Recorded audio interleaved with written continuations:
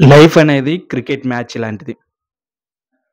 మనం ఎంత ఆడినా, ఎంత చేసినా, మనం స్కోర్ తక్కువ చేస్తే సెకండ్ ఇన్నింగ్స్ ఉంటుంది.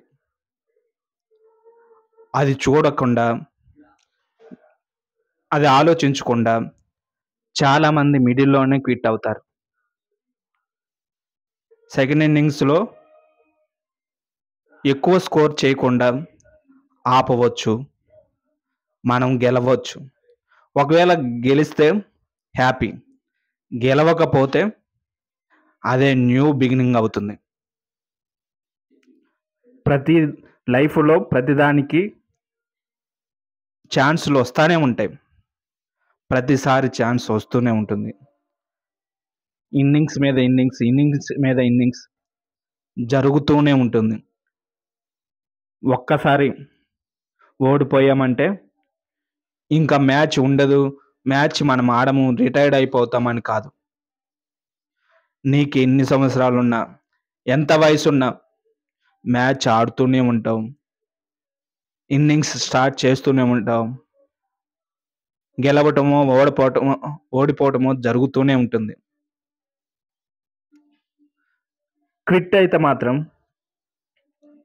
అంటే లైఫే వద్దనుకుంటే దానిని ఎవరు ఏం చేయలేరు. కానీ ప్రతి దాంట్లో,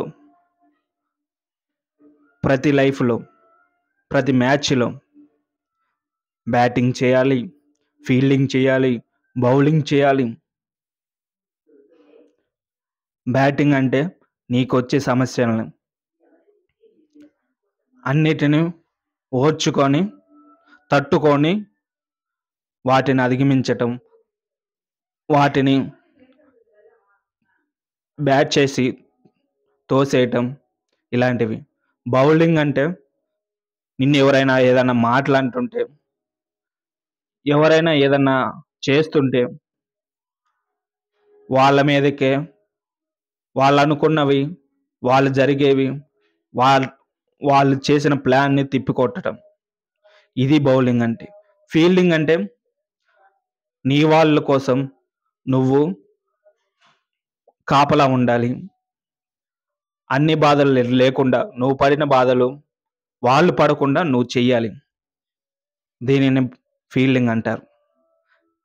లైఫ్‌లో వీటితో పాటు గెలుపు, ఓటమి కూడా ఉంటుంది. ఇన్ని ఉంటేనే లైఫ్ అంటారు. దీనిలో ఒక్కటి లేకపోయినా అది లైఫ్ కాదు. దానిని మ్యాచ్ కూడా అనరు. ఒక క్రికెట్ మ్యాచే లైఫ్ అనుకుంటే ఫీల్డింగ్, బౌలింగ్, బ్యాటింగ్ ఇవన్నీ ఉంటాయి. ఓటమి, గెలుపు ఇవి కూడా లైఫ్ అన్నాక కూడా ఇవన్నీ ఉంటాయి. అర్థమైందా?